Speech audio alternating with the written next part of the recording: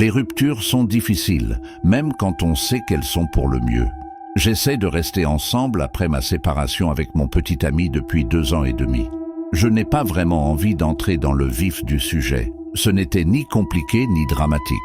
Nous n'étions tout simplement plus faits l'un pour l'autre. Mais cela n'a pas rendu les choses plus faciles. Certains jours, j'avais l'impression que tout me le rappelait.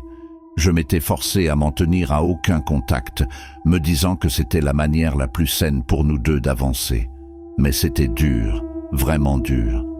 L'une des choses qui me manquait le plus chez nous était de jouer au billard ensemble. C'était notre truc. Je suis un joueur assez décent, certainement meilleur que la moyenne, mais mon ex, il était incroyable. Dans ses bons jours, il pouvait réaliser des tirs astucieux comme si de rien n'était. Un rail, 2 rails, des banques, des coups de pied, des combinaisons. Je suis presque sûr qu'il apprenait même un gâchis standard. Nous avions chacun des tables de billard à la maison, mais évidemment, nous sommes jeunes et rester à l'intérieur tous les soirs n'était pas vraiment idéal. Lorsque nous sortions, nous veillions toujours à ce que partout où nous allions, généralement un bar, il y ait des tables de billard. Nous détestions les bars bondés avec de longues attentes pour les tables et des clients criards. Donc, les endroits où nous allions étaient plus calmes, attirant généralement une clientèle plus âgée. Les bars de plongée avec leurs vieilles tables éraflées et leurs sols collants étaient notre point idéal. Évidemment, vous ne pouvez pas vous attendre à trouver une table réglementaire en parfait état dans n'importe quel bar, mais les bars de plongée étaient certainement un meilleur cri que les bars universitaires tapageurs. Nous étions généralement les plus jeunes, mais cela ne nous importait pas. À ce stade de notre relation, nous nous étions quelque peu lassés de la mentalité typique de l'université, se faire plâtrer tous les soirs. De plus, même si je suis plutôt timide, mon ex était plutôt charismatique et s'entendait avec n'importe qui. Le fait que nous ne soyons pas totalement débutants à la piscine ne nous a pas fait de mal non plus. Il y a quelques semaines, cette partie de ma vie m'a manqué plus que d'habitude. Mais c'était un mercredi aléatoire, donc aucun de mes amis n'était libre. Je ne voulais plus rester à la maison à m'apitoyer sur mon sort, alors j'ai décidé d'aller dans l'un des bars où nous allions. Je me suis dit que ce n'était pas une question de nostalgie, que j'avais juste besoin de m'en sortir. Croyez-moi, je ne suis pas le genre de personne et je n'ai généralement pas la confiance nécessaire pour sortir seul, mais je me sentais mal ce soir-là. Le bar était exactement le même que dans mes souvenirs. Un éclairage tamisé, des tabourets usés, un jukebox dans un coin. Cette familiarité était réconfortante, mais elle piquait aussi. Les souvenirs sont revenus en masse, et j'ai failli me retourner et partir tout de suite, mais je me suis forcé à rester. Après avoir pris quelques verres, je me suis dirigé vers l'une des tables de billard et j'ai commencé à jouer de l'une queresseusement. Je ne suis pas vraiment sûr de ce que j'avais l'intention de faire là-bas. Jouer seul aurait été un peu étrange. Heureusement, on a répondu à ma question, car un gars est arrivé. Il avait peut-être la vingtaine, la seule personne dans la pièce, même proche de mon âge. Il s'est appuyé contre la table et m'a demandé si j'étais prêt à jouer. J'ai hoché la tête et lui ai dit de les accumuler. Il a mis de l'argent dans la machine à sous et a commencé à ramasser les boules. J'ai ri intérieurement alors qu'il les traitait mal, mais je n'ai rien dit.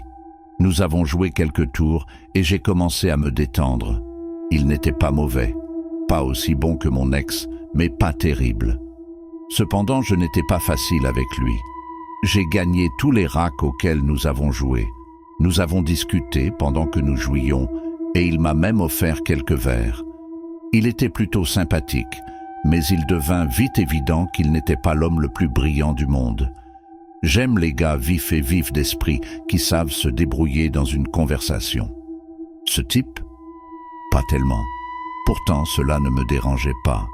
Cela faisait du bien de simplement jouer et de parler et de ne pas trop réfléchir pour une fois. Je passais un bon moment. Après le 4e match, il a posé la question, me demandant si je voulais retourner chez lui. La question m'a pris au dépourvu, mais je suppose que je n'ai pas dû être trop choqué. Je me figeai une seconde avant de secouer la tête. J'ai essayé de le rendre ludique, en disant qu'il aurait besoin d'un deuxième rendez-vous pour ça.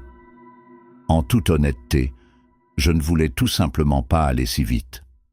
Je suppose que je n'aurais pas été totalement opposé à l'idée d'aller plus loin avec lui, mais un mercredi soir au hasard n'était pas le moment pour ça. Je suppose que je n'ai pas fait du bon travail en le refusant, car son comportement a complètement changé.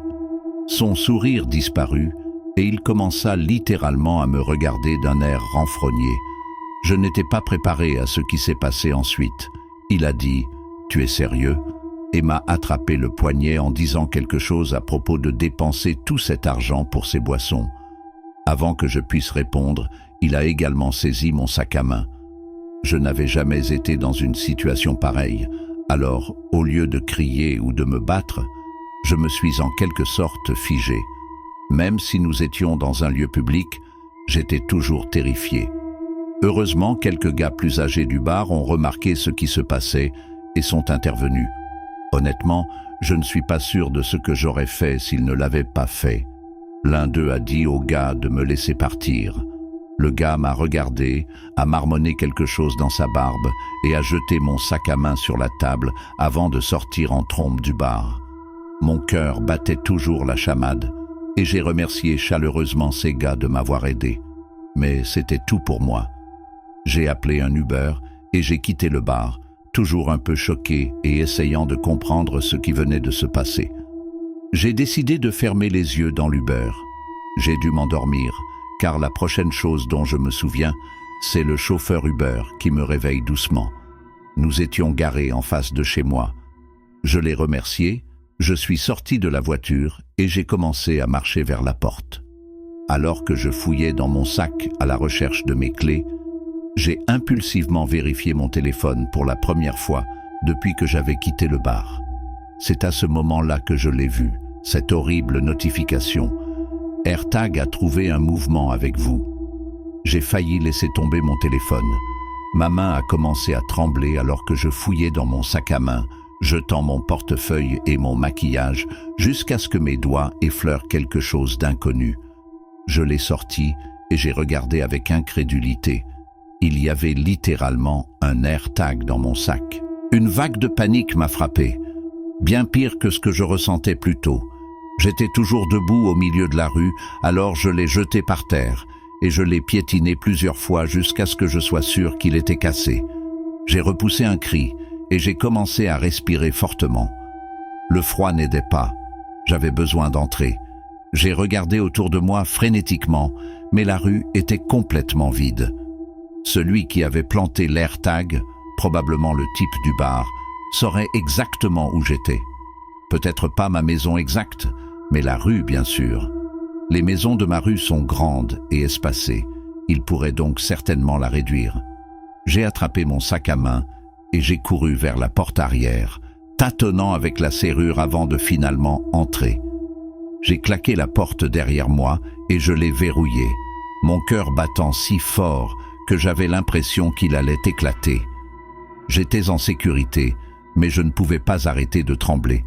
Je me dirigeais vers ma chambre, me demandant comment je m'étais mis dans ce pétrin. Normalement, je m'endors à 22 heures, et je suis resté dehors pendant 9 ou 10 heures, mais je n'avais aucune chance de dormir cette nuit-là. J'ai regardé par la fenêtre de ma chambre, pensant que peut-être le paysage m'endormirait ou quelque chose du genre. Alors que je regardais par la fenêtre sans réfléchir, j'ai remarqué une vieille Lincoln battue qui passait lentement devant chez moi. Rien de très inhabituel, mais il était un peu tard pour que les voitures circulent sur une route résidentielle. Mais ensuite, c'est revenu dans la direction opposée et j'ai su que quelque chose n'allait pas. Il est passé encore plus lentement la deuxième fois, comme si le conducteur scrutait les maisons. Je ne voulais pas affronter la réalité de la situation, mais quand elle est passée pour la troisième fois, je n'avais pas le choix. C'était le gars, ça devait être le cas. Il essayait de trouver ma maison. J'avais encore envie de crier. La prochaine fois que la voiture est passée, la vitre du côté conducteur était à moitié baissée. Je voulais appeler la police, mais je ne voulais pas que ce type sache qu'il était au bon endroit. Je sais que cela n'a aucun sens, mais j'avais tellement peur et je n'arrivais pas à réfléchir correctement. La prochaine fois que la voiture est passée, la main du conducteur pendait par la fenêtre, tenant quelque chose. Cela ressemblait à un couteau. Et puis, au lieu de passer, la voiture s'est arrêtée au milieu de la route, juste en face de chez moi. Je me suis baissé, mon cœur battant à nouveau d'1 million de battements par minute. Je restais là, accroupi sous la fenêtre, trop terrifié pour bouger. Au moment où j'ai levé les yeux, la voiture avait disparu. J'ai attendu, ce qui a dû durer 1 heure, mais cela n'est pas revenu. Le lendemain matin, j'ai tout raconté à mes parents. Mon père m'a reproché de ne pas avoir appelé la police, mais je lui ai dit que j'avais trop peur pour le faire. Il a appelé un de ses amis, un chef de la police, pour lui demander conseil. Son ami a dit qu'il ne pouvait pas faire grand-chose sans plus de preuves ou sans le numéro d'immatriculation de la voiture, que je n'avais pas pu voir. Son ami nous a dit d'appeler immédiatement la police si jamais nous revoyions cette voiture. Je n'ai pas quitté la maison pendant des jours. Même maintenant, j'ai vraiment peur qu'il attende quelque part et qu'il me voie à nouveau entrer ou sortir de chez moi. Mais je n'ai pas revu la voiture depuis, alors peut-être que le cauchemar est terminé.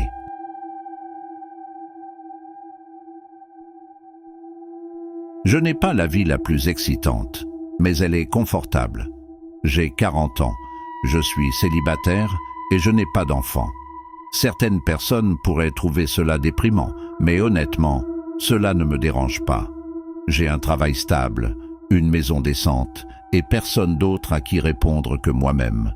Je travaille comme barman dans un toit de luxe haut de gamme dans une ville voisine, m'adressant au type de clientèle qui pense que les bars ordinaires sont en dessous d'eux. Je ne vis pas moi-même à ce niveau de luxe. Mon logement est situé dans un quartier plutôt moyen, à environ 20 minutes de là, mais y travailler a ses avantages. Les conseils sont incroyables. Les gens de cette région n'hésitent pas à dépenser de l'argent, et la foule en rotation rend les choses intéressantes. Comme le bar est haut de gamme, nous n'avons pas les habitués typiques d'un bar de plongée. J'aime ça. Je n'ai jamais vraiment aimé à quel point certains clients se rapprochaient de moi ou de tout autre barman d'ailleurs.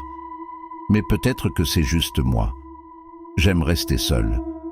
Je devrais probablement mentionner que je m'appelle Kevin. Ce sera important plus tard. C'était un vendredi soir, notre soirée la plus chargée.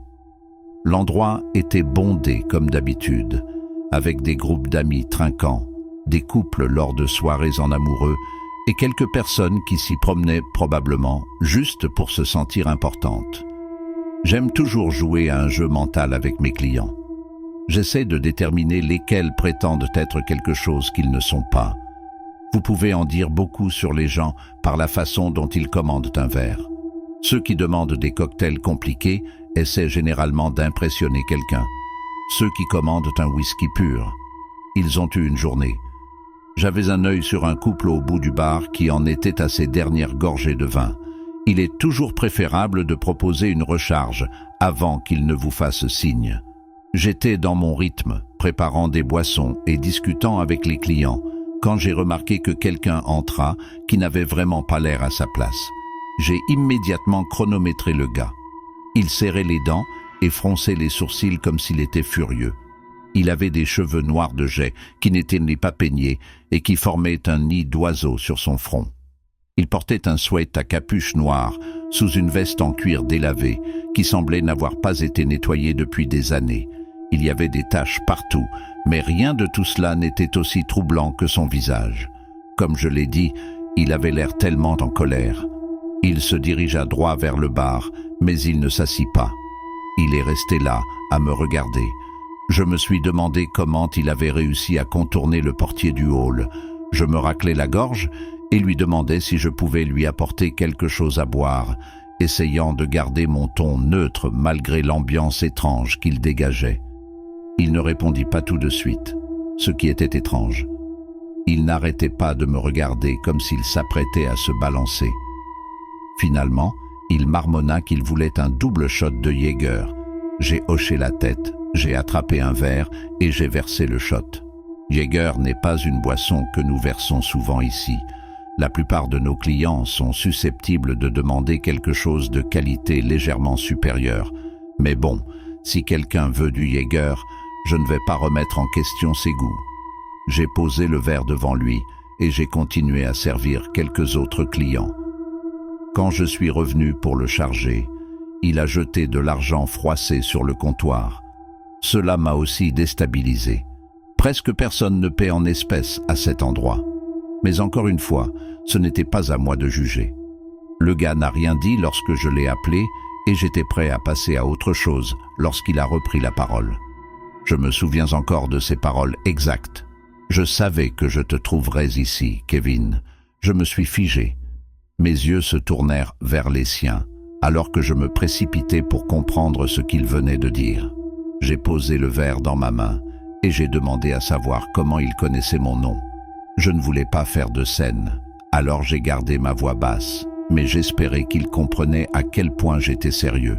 Il n'a pas répondu à ma question. Il m'a juste regardé avec la même intensité de colère.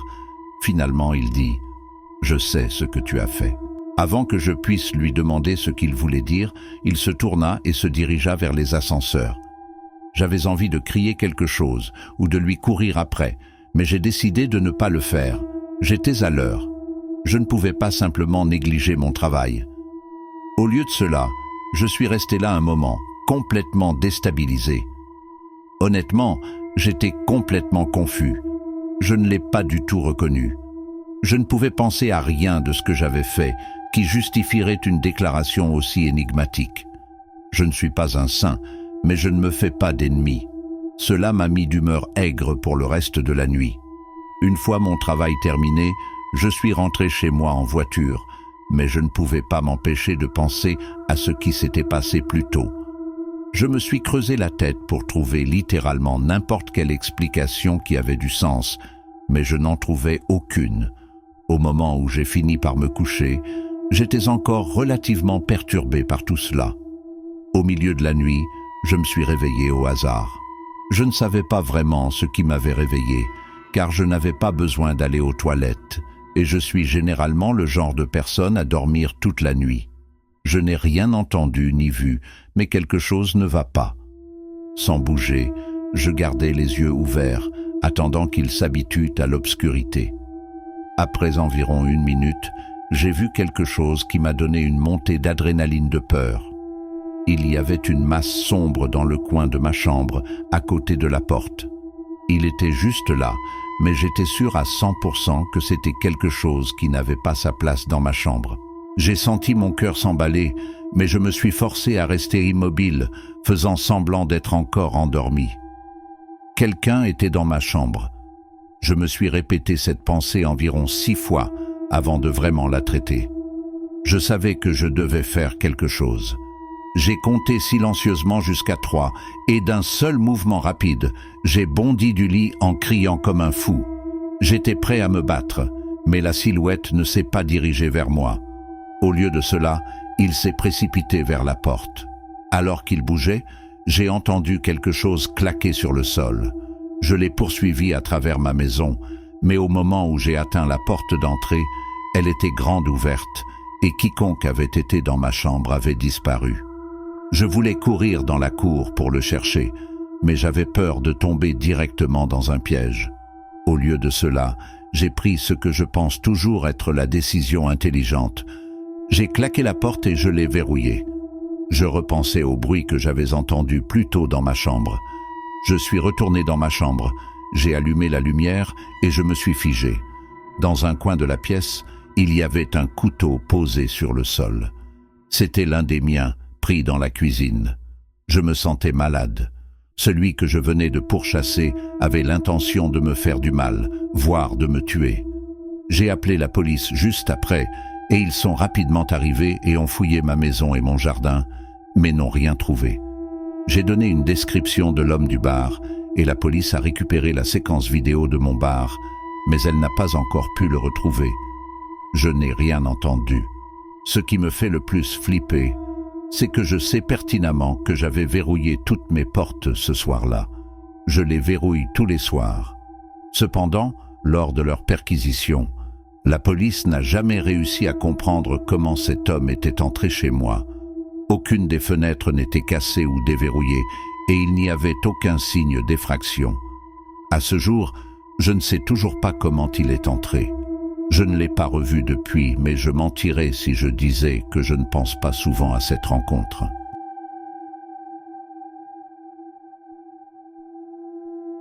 Je travaille comme barman dans un bar et un restaurant dans une banlieue juste à l'extérieur de Baltimore.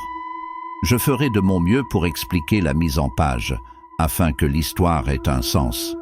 C'est un endroit très fréquenté avec une configuration unique. Il n'y a pas de serveurs, juste des barman comme moi et les cuisiniers à l'arrière.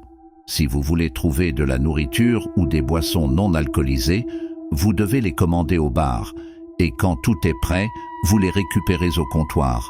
Je ne sais pas pourquoi les choses sont faites de cette façon, mais je suppose que cela a quelque chose à voir avec le fait que la direction est bon marché et essaie d'éviter d'embaucher des serveurs. Quoi qu'il en soit, les choses restent rapides, ce que j'aime vraiment. Pour une raison quelconque, l'endroit est très populaire, même si personnellement je ne pense pas que ce soit quelque chose de très spécial. L'atmosphère est animée la plupart des soirs, avec de la bonne musique, une foule animée et un espace debout près de la cabine du DJ où les gens se rassemblent pour danser et discuter.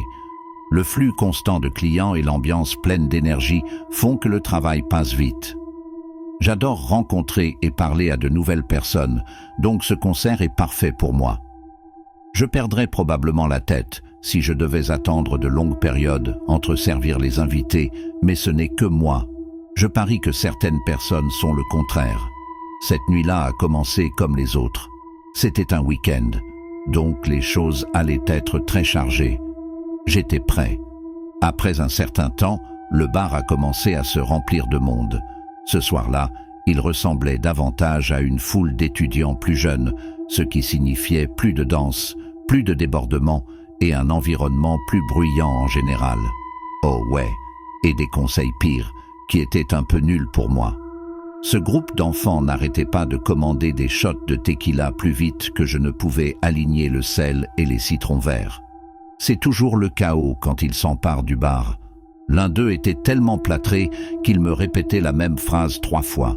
Je courais partout pour faire mon truc quand j'ai remarqué qu'un couple de personnes âgées entra et s'assit au stand dans le coin du restaurant. À première vue, il n'avait rien d'étrange. Je pensais juste que c'était intéressant que 2 personnes de cet âge veuillent entrer dans un endroit aussi bruyant que celui-ci.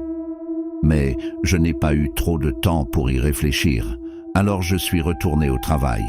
Avance rapide de peut-être 30 minutes à 1 heure. J'étais à moitié en train de verser une ligne de gin tonic quand j'ai remarqué à nouveau le couple. Mes mains continuaient à travailler.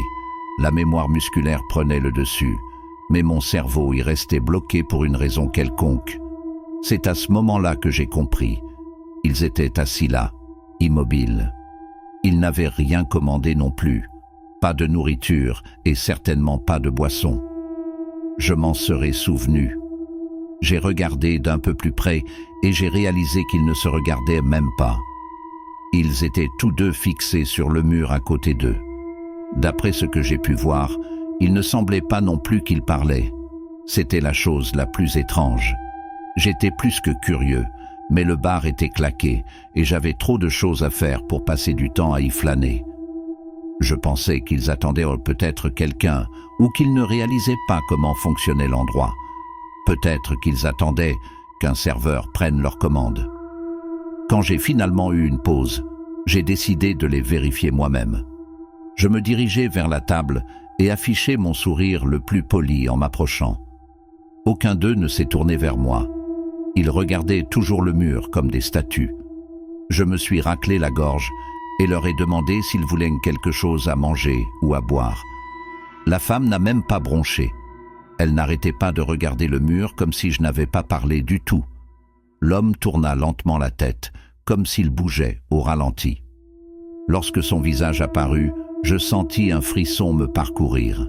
Sa peau était pâle et ridée, et ses yeux étaient presque complètement enfoncés dans son visage.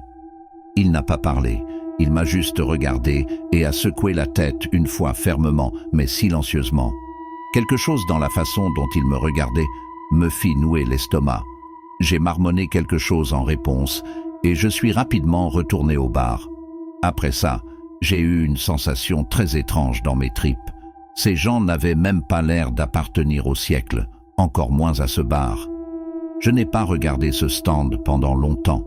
Finalement, les choses ont commencé à se calmer un peu et je me suis souvenu du couple. J'ai jeté un coup d'œil impulsivement et j'ai failli laisser tomber le verre que je tenais. Ils me regardaient tous les deux directement maintenant. J'ai établi un contact visuel direct avec la femme, mais elle n'a jamais détourné son regard. Je ne pense pas avoir jamais été aussi mal à l'aise dans mon travail qu'à ce moment-là. J'ai détourné le regard et j'ai fait semblant d'être occupé, essayant de ne pas paniquer complètement. Le temps que je me retourne, le stand était vide. J'étais soulagé. J'étais juste content qu'il soit parti, aussi méchant que cela puisse paraître. À la fin de la nuit, je pensais encore à tout cela, alors que j'essuyais le bar et que je me retrouvais avec ma collègue, Karen. J'ai décidé de lui demander si elle avait vu quelque chose d'étrange. C'est, je suppose, ce qu'on pourrait appeler une vétérinaire. Elle y travaille depuis des années et est fière de remarquer tout ce qui franchit les portes. Quand je lui ai posé des questions sur le couple, elle m'a lancé un regard confus et m'a dit qu'elle ne savait pas de quoi je parlais. Je l'ai regardé d'un air absent et lui ai dit que je parlais du couple de personnes âgées assis dans la cabine du coin. Elle secoua la tête et me dit qu'elle ne se souvenait pas avoir vu quelqu'un comme ça. Elle m'a ensuite demandé, en plaisantant, si j'avais des hallucinations, ce qui m'a fait rire en plaisantant. Mais à l'intérieur, je perdais la tête. Je savais ce que j'avais vu.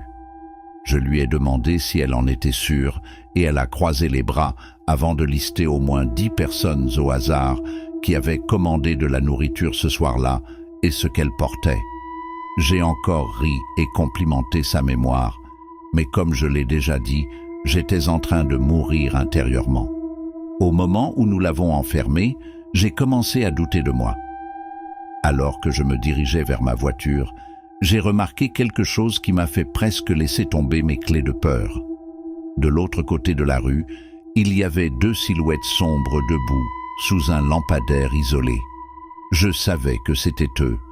J'avais envie de crier, mais le son ne venait pas. Je n'ai pas attendu une seconde de plus. J'ai sauté dans ma voiture, j'ai verrouillé les portes et je suis sorti du parking sans autre regard. Le retour à la maison a été horrible. J'essayais de ne pas m'effondrer tout le temps. Je n'arrêtais pas de répéter « Oh mon Dieu, encore et encore ». J'avais tellement de questions. Karen les avait-elle manquées d'une manière ou d'une autre? Ces gens étaient-ils vraiment réels? Est-ce que je devenais fou? Je ne pouvais pas l'expliquer. Je pensais que je devenais fou. J'aurais aimé que cette histoire ait une fin résolue, mais ce n'est pas le cas. Je n'ai jamais revu ces gens. Je n'ai jamais eu aucune explication. Je ne pense pas que je le ferai un jour.